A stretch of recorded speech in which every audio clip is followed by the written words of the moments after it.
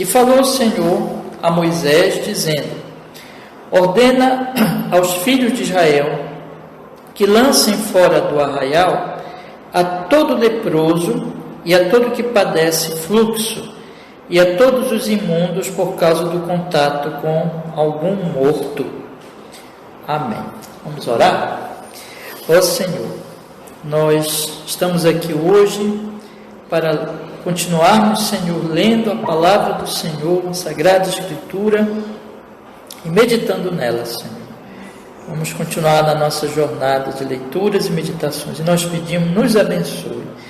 Abençoe agora esse estudo, essas reflexões nos livros de Números, e especialmente hoje, Senhor, que o Senhor fale ao nosso coração, através da nossa meditação, neste capítulo 5, em nome de Jesus. Aplique a palavra à nossa alma, nos edifique, Senhor, e também as pessoas que vierem ouvir depois na gravação. Em nome de Cristo nós pedimos, por sua misericórdia, por sua graça, Senhor, em Cristo Jesus. Amém. E amém. Então, meus irmãos, nós estamos voltando aos nossos estudos, no livro de Números, e nós vamos lendo gradativamente os capítulos. E eu disse para vocês nos estudos anteriores que o livro de Números ele é um livro de preparação. Ele é um livro de preparação. O povo ele está se preparando, Deus está preparando o povo, na verdade, para que eles entrem na Terra Prometida,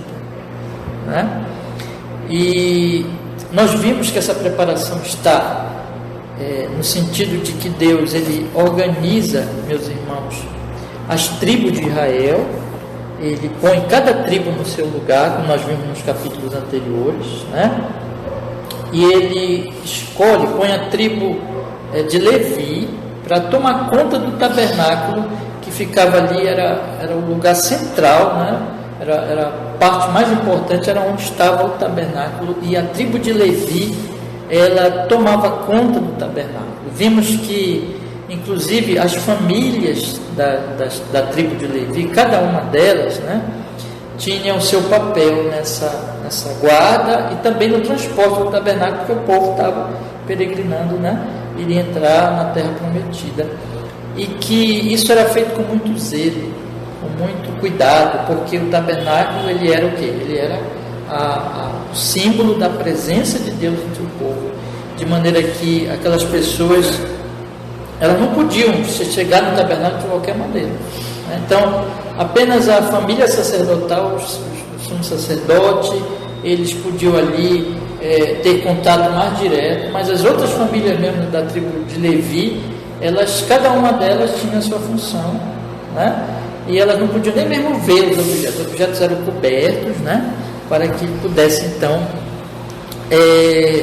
transportar aquele tabernáculo. Então nós vimos isso, meus irmãos. Então esse capítulo aqui que nós vamos estudar agora, ele continua tratando da questão então da preparação. Deus está preparando o seu povo para entrar. E o que nós vimos na toda a questão do tabernáculo? É que um Deus santo, ele tinha que, vamos dizer assim, tinha que se aproximar desse Deus Santo com todo cuidado, porque o povo é pecador, Então, por isso que tinha todo aquele sistema cerimonial, todos aqueles sacrifícios, para que Deus pudesse estar com o seu povo, e então, eles pudessem então ser o povo de Deus ali, peregrinar, Deus peregrinar com o seu povo. Mas o que é mais importante nós observarmos, irmãos, é que tudo aponta, e isso é uma coisa que nunca nós devemos esquecer, tudo aponta para o Senhor Jesus Cristo, para a pessoa de Cristo, Então, o fato é que o tabernáculo, o sumo sacerdote, os sacrifícios, tudo isso aponta o quê? Para a vinda desse Senhor Jesus Cristo, que, como Deus é santíssimo, Ele de fato iria nos ligar a Deus e nos redimir. Então nós iria morrer por nós, iria derramar o seu sangue, e nós então poderíamos estar na presença desse Deus Santo. Então tudo isso tinha esse significado, Então a lei cerimonial e tudo aquilo que estava acontecendo ali com os israelitas no caminho do deserto, em direção então à Terra Prometida, era, vamos dizer assim, um tipo daquilo que iria acontecer. Nós vimos aí na introdução do nosso estudo, então, que isso tipificava Cristo, a terra prometida tipificava realmente a terra, o novo céu e a nova terra. Então, tudo apontava para Jesus e aponta para Jesus. E esse capítulo aqui, especialmente, que nós vamos estudar, vamos meditar hoje à noite, irmãos, ele fala de, basicamente de 3 assuntos aqui, tá? Que tem a ver com essa questão do Deus Santo e do povo na presença desse Deus Santo. Primeiro, ele fala de certas pessoas que, devido à sua condição de saúde ou de ter tido contato com um morto, exatamente elas estavam cerimonialmente contaminadas e elas não podiam estar junto com o povo, porque elas contaminariam o povo e contaminariam o tabernáculo. Então Deus ali não poderia estar na presença de Deus por causa disso, né? Então essas pessoas elas tinham que ser postas fora ali do arraial e do meio do povo de Deus. Em segundo lugar, nós temos, irmãos, a questão que eu vou colocar assim da seguinte forma, da desonestidade, né? De pessoas que tinham cometido alguma fraude, algum engano contra o seu próximo, tinham roubado o seu próximo de alguma maneira, e que eles precisavam corrigir isso, se arrepender e devolver qualquer negócio que tivessem feito de maneira fraudulenta, tá? E por último, nós temos o caso da desconfiança de um marido, quando acontecesse isso, né? Com relação à sua esposa, sua mulher, quando estava desconfiado de que ela cometeu um adultério, que ela se deitou com outro homem, cometeu assim um adultério. Então, que esse caso então deveria também ser levado diante da presença de Deus. Ou seja, o que nós temos aqui, irmãos? Nós temos o fato de que a questão das pessoas que tinham que ser purificadas, melhor dizendo, tinham que ser retiradas no meio do povo de Deus, por causa da contaminação cerimonial que elas estavam ali, estava ali então como que contaminando, melhor dizendo, cerimonialmente o povo e o tabernáculo, assim por diante. Temos a questão então que precisava ser resolvido, os casos de desonestidade, e temos o caso de adultério. Então o que é isso? Tudo isso aponta para um Deus santo que não pode estar com um povo pecador, e que esse povo precisa então ser purificado, precisa ser resolvida essa questão. Por outro lado, nós temos o seguinte aqui, irmãos, é que existe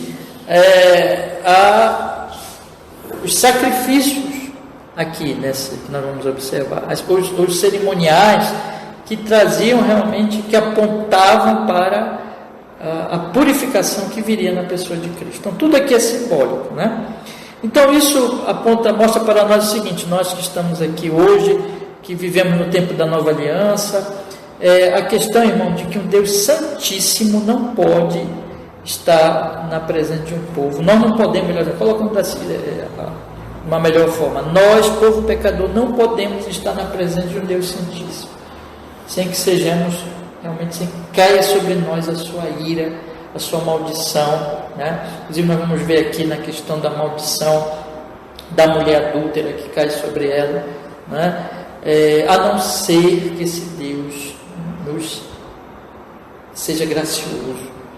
E é isso que exatamente, né, aqui vamos dizer assim, irmãos, nos símbolos, no que está acontecendo aqui, Deus se mostra um Deus gracioso. E quando nós juntamos esses aspectos aqui do Deus gracioso que eu pretendo mostrar para vocês aqui, com o Novo Testamento, com o que o Novo Testamento vai mostrar, nós vamos ver realmente que só a graça de Deus. Tá bom? Vamos então lermos a primeira parte, que é a parte exatamente dessas pessoas que deveriam ser colocadas para fora do povo aqui. Vamos ler aí. Capítulo 5, do verso 1 ao verso 4. Acompanhe comigo. Diz assim: E falou o Senhor a Moisés, dizendo: Ordena aos filhos de Israel que lancem fora do arraial a todo leproso, e a todo que padece fluxo, e a todos os imundos por causa do contato com algum morto. desde o homem até a mulher, os lançareis, fora do arraial os lançareis, para que não contaminem os seus arraiais no meio dos quais eu habito. E os filhos de Israel fizeram assim e lançaram fora do arraial, como o Senhor falara a Moisés, assim fizeram os filhos de Israel. Nós vimos já algumas leis, especialmente no livro de Levítico, irmãos, que trataram, nosso estudo do livro de Levítico, que trataram da questão do leproso, daqueles que padeciam de fluxos, né? E daqueles que tinham tido contato com o morto. Então essa lei aqui, vamos dizer assim, é um acréscimo àquelas leis que nós já vimos, e de respeito exatamente que nesse momento que o povo ele vai entrar na terra prometida, ele está sendo conduzido, esse tipo de pessoa, ou essas pessoas que estavam com esse tipo de problema, né, o leproso, ou aquele que sofreu de fluxo, né, por alguma doença, e aquele que tinha tido contato com o morto, eles cerimonialmente, conforme lá nós já estudamos no livro de Levítico, eles estavam contaminando o povo. E observem o arraial, onde diz aqui no finalzinho do versículo 3, eu quero destacar com vocês, olha, para que não contaminem os seus arraiais no meio dos quais eu habito. Ou seja, a grande questão é que eles não podiam estar ali porque Deus habitava ali. Então essas pessoas estavam contaminando o ambiente onde Deus estava, e isso não podia acontecer.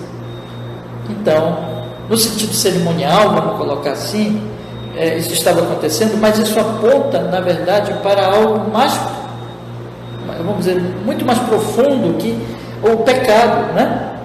Porque todas essas questões aqui, irmãos, a lepra, o fluxo, e aquele que tivesse tido contato com o morto, aponta para o pecado, para a questão do pecado de alguma forma.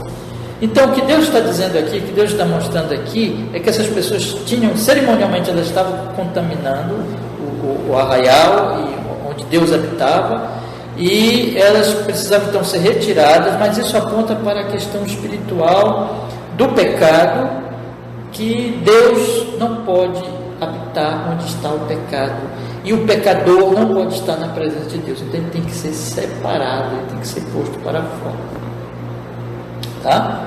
Então é uma coisa interessante nós observarmos que quando chega no Novo Testamento, o Senhor Jesus Cristo, ele cura leprosos, né? Ele não nos expulsa, vamos dizer assim, da presença dele, mas ele cura leprosos. É importante observarmos que, então, isso aponta para o fato de que em Cristo Jesus, no Senhor Jesus Cristo, irmãos, esses problemas aqui realmente seriam resolvidos. Ou seja, o problema que está, na verdade, apontado aqui, que é o pecado. Então o Senhor Jesus Cristo, ele veio para curar o que estava doente, para salvar o que se havia perdido, para trazer para novamente a comunhão do povo de Deus, aqueles que estavam fora. Inclusive, o que nós vamos ver agora, daqui a pouquinho, a questão da mulher adúltera. Você lembra que o Senhor Jesus Cristo vieram trazer uma mulher adúltera para Cristo? E o Senhor Jesus Cristo, o que ele perguntou para aqueles que estavam acusando a mulher, né? Ele disse, aliás, colocou a seguinte questão para eles: quem não tiver pecado, atire a pedra, né? A primeira pedra, certo? E depois ele disse: mulher, onde estão os teus acusadores? Não te condenam? E ele acabou dizendo: eu também não te condeno, vai e não peques mais, né? Então ele veio trazer, irmãos, é muito interessante nós observarmos isso, que cerimonialmente ali, apontando então para a questão mais importante que é espiritual, o pecado, ele nos afasta de Deus, mas Jesus curou o leproso, Jesus curou os enfermos, e o Senhor Jesus Cristo, ele ressuscitou mortos, lembrando aqui também, porque ter contato com o morto já estava contaminado, né? Mas Jesus ressuscitou mortos, e o Senhor Jesus Cristo também perdoou uma mulher adúltera.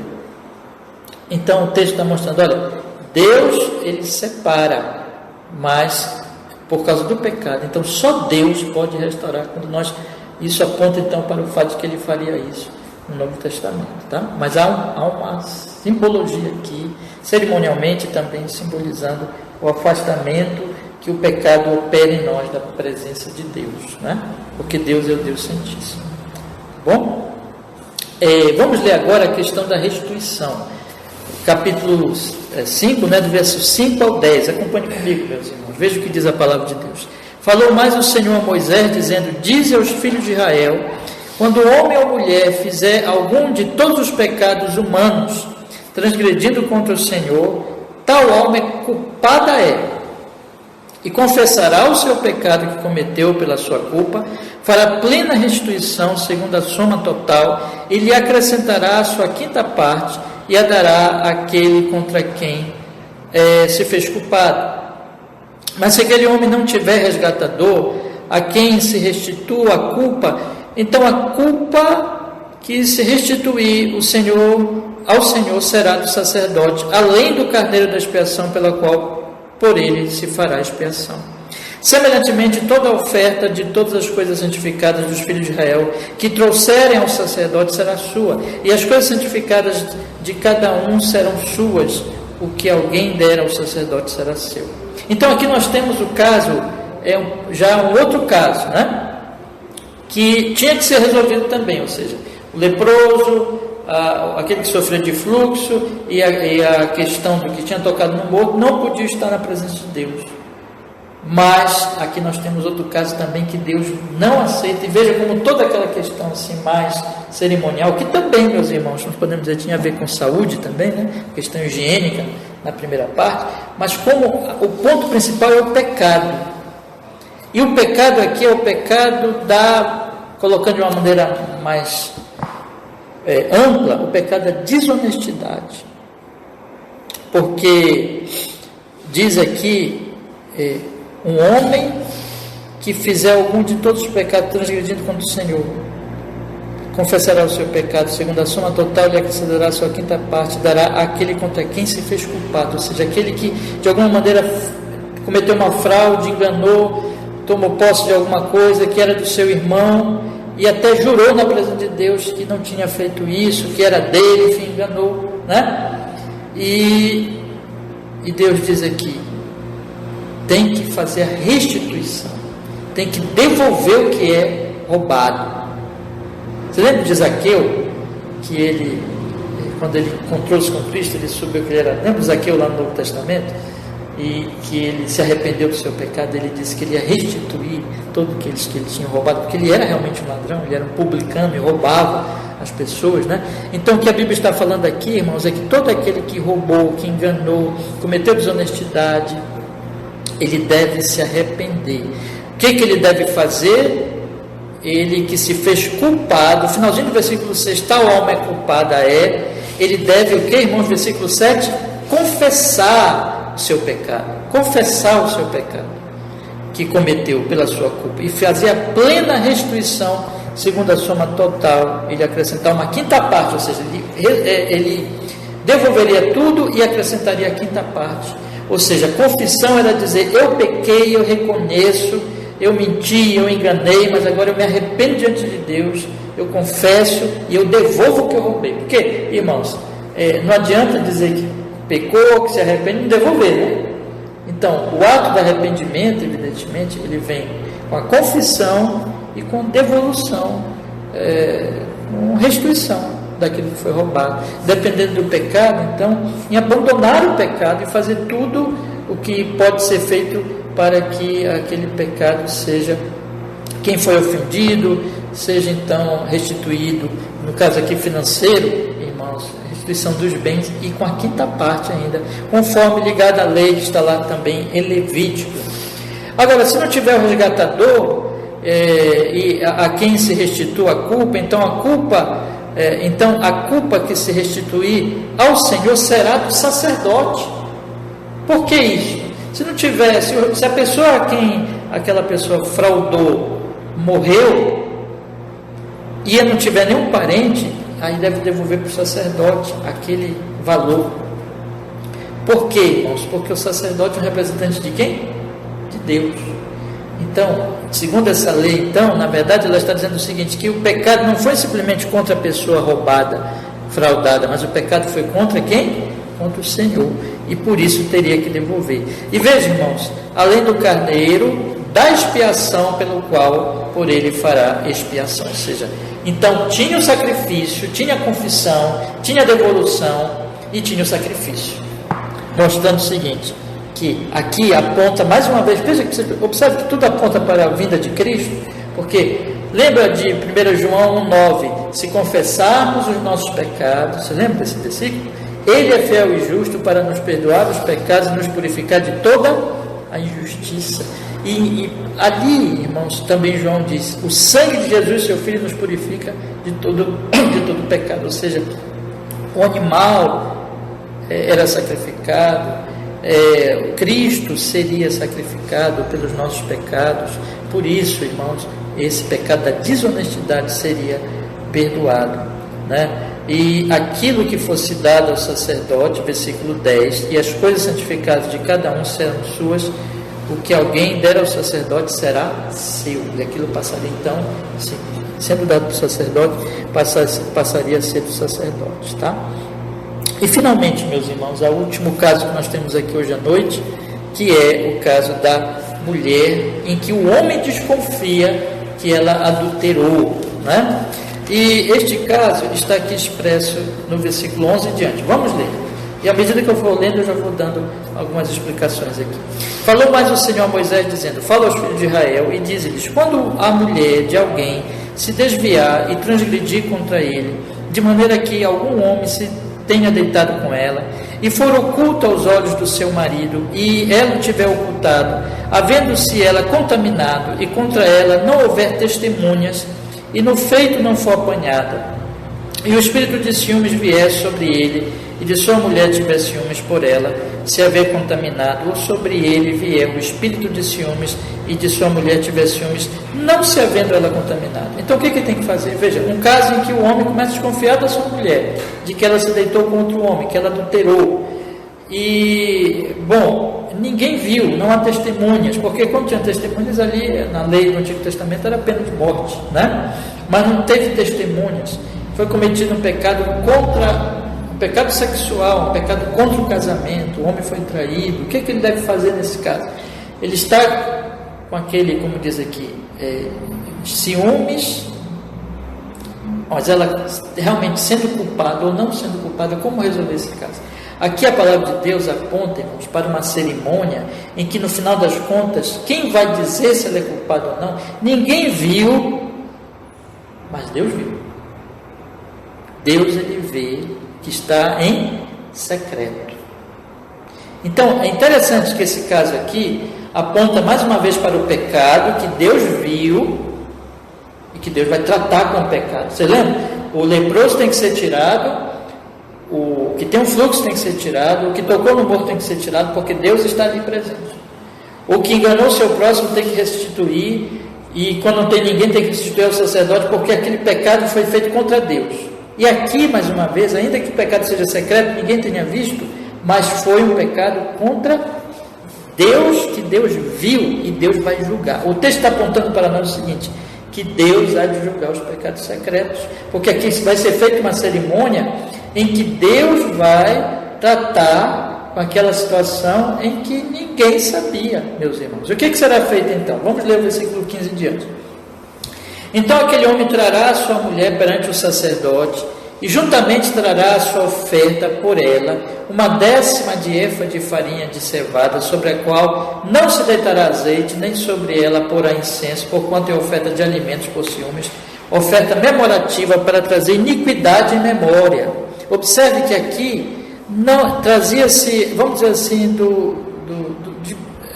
era assim, a oferta de menos valor, farinha de cevada, e não se colocava, não se porá incenso, não se deitará nem azeite, nem sobre ela porá incenso, porque o azeite e o incenso eram símbolos de alegria, e ali não era um momento alegre, né, irmãos? Era um momento em que o pecado seria trazido na presença de Deus. E como diz aqui, que traz iniquidade em memória. Então aquele sacrifício aquela oferta, vamos dizer, não era um momento de alegria, mas para trazer a iniquidade em memória, e claro, diante de Deus. Versículo 16: e o sacerdote a fará chegar e a porá perante a face do Senhor. E o sacerdote tomará água santa num vaso. Está explicando aqui o cerimonial de barro. Também tomará o sacerdote do pó que houver no chão do tabernáculo e o deitará na água. Isso aqui mostra, irmãos, que tinha ele a água. O sacerdote tomará a água santa. A água é santa, a água que era usada ali no tabernáculo. Irmãos, imaginem a seriedade disso, porque ali simbolizava a presença de Deus. Então a água era santa, e o pó do chão do tabernáculo, mostrando também que era um pó que carregava a questão da santidade divina, meus irmãos. E o deitará na água, ou seja, aquele pó, ele era deitado na água, e essa água seria dada a beber, para que a mulher bebesse. Acompanhe comigo o versículo 18. Então o sacerdote apresentará a mulher perante o Senhor, veja, perante o Senhor, e descobrirá a cabeça da mulher. Isso era um símbolo da vergonha, tá? Quando descobria a cabeça dela. E a oferta memorativa, que é a oferta por ciúmes, porá sobre as suas mãos, e a água amarga que traz consigo a maldição estará na mão do sacerdote. E o sacerdote a fará jurar. Dirá àquela mulher, é um juramento diante de Deus, irmão, isso é seríssimo, porque ela vai agora jurar diante de Deus, ali, Deus que sabe todas as coisas, colocando na presença de Deus, para que Deus diga ali, mostre a verdade, e ela então está dizendo, ela vai dizer que não adulterou, né? Não adulterou. Então Deus vai dizer se aquilo é verdade ou não, porque o juramento é feito a quem? Diante de Deus. Nós estudamos aqui na nossa igreja a questão do juramento, é quando nós dizemos alguma coisa na presença de Deus, chamando Deus de quê? De testemunha. Isso é seríssimo. Então ela chamaria Deus de testemunha nessa cerimônia, e o sacerdote, versículo 19, fará jurar, e dirá àquela mulher: se ninguém contigo se deitou, e se não te apartastes do teu marido pela imundícia destas águas amargas amaldiçoantes, serás livre. Se tu não pecares, serás livre dessa maldição que está ali representada, né, naquelas águas. Mas se te apartaste do teu marido, e se te contaminaste, e algum homem fora do teu marido se deitou contigo, então o sacerdote fará jurar a mulher com juramento da maldição. E o sacerdote dirá à mulher: o Senhor te ponha por maldição e por praga no meio do teu povo, fazendo-te o Senhor consumir a tua coxa e inchar o teu ventre. Aqui dizia respeito a uma doença, provavelmente em relação, né, aos órgãos sexuais femininos, né, da mulher. O Senhor te ponha por maldição e por praga no meio do teu povo. Versículo 22. E esta água amaldiçoante entre nas tuas entranhas, para te fazer inchar o ventre e te fazer consumir a coxa. Então a mulher dirá amém e amém. Veja que ela está jurando, ela está dizendo assim: faça isso. Irmãos, ela sendo inocente, ela fará isso com veracidade, com verdade, né? Mas ela sendo culpada, irmão, ela está afrontando a Deus, tá? É um juramento diante de Deus. 23. Depois o sacerdote escreverá estas mesmas maldições no livro, e com a água amarga as apagará. Ou seja, provavelmente se referindo a, se ela fosse inocente, aquela maldição seria apagada, né? Não aconteceria nada com ela. E a água amarga, amaldiçoante, dará a beber à mulher, e a água amaldiçoante entrará nela para amargurar. Ou seja, não é que necessariamente ela fosse amarga, mas aquilo traria amargura, né? E o efeito daquela água amaldiçoante. Versículo 25. E o sacerdote tomará a oferta por ciúmes da mão da mulher, e a moverá a oferta perante o Senhor, e a oferecerá sobre o altar. Também o sacerdote tomará um punhado da oferta memorativa, e sobre o altar a queimará, e depois dará de beber a água à mulher. Aqui é uma repetição, né? Na verdade lá foi uma antecipação, porque aqui nesse momento é que ela bebe a água, tá? E havendo-lhe dado a beber aquela água, será que, se estiver contaminado e quando o seu marido tiver transgredido, a água amaldiçoante entrará nela para a amargura, e o seu ventre se inchará e consumirá a sua coxa, e aquela mulher será por maldição no meio do seu povo. E se a mulher se não tiver contaminada, mas estiver limpa, então será livre e conceberá filhos. Então aqui provavelmente, né, aquela água provocaria alguma doença e a esterilidade da mulher. Esta é a lei dos ciúmes, quando a mulher em poder do seu marido se desviar e for contaminada, ou quando sobre o homem vier o espírito de ciúmes e tiver ciúmes de sua mulher, apresente a mulher perante o Senhor, e o sacerdote nela execute toda esta lei. E o homem será livre da iniquidade, porém a mulher levará a sua iniquidade. Aqui esse versículo de respeito aqui, o homem desconfiado será livre desta iniquidade, mas a mulher não será livre da iniquidade do adultério, né? Talvez porque no caso ali houvesse, irmãos, motivos de desconfiança, ainda que a mulher fosse inocente. Talvez seja isso. Mas, enfim, o que é que nós observamos aqui? Eu quero chamar a atenção dos irmãos. É que o adultério foi feito, essa cerimônia, na verdade, é um instrumento que Deus usava, simbólico, para mostrar que o pecado foi feito contra o Deus Santo. Por isso que era trazido a água santa, o pó do tabernáculo, e aquela água então estava apontando para o fato de que o pecado era feito contra Deus, e tinha o juramento diante de Deus. Se a mulher fosse culpada, não é que, meus irmãos, houvesse ali algum elemento ligado direto à própria água, como se a água assim mesmo fosse provocar aquilo, mas ali de respeito apontava para o fato de que Deus iria amaldiçoar aquela mulher por causa do pecado, tá? Isso mostra que o pecado foi feito,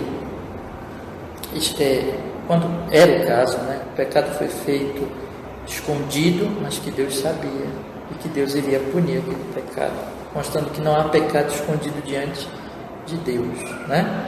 Mas também, meus irmãos, essa lei, veja que Deus está trabalhando no Antigo Testamento.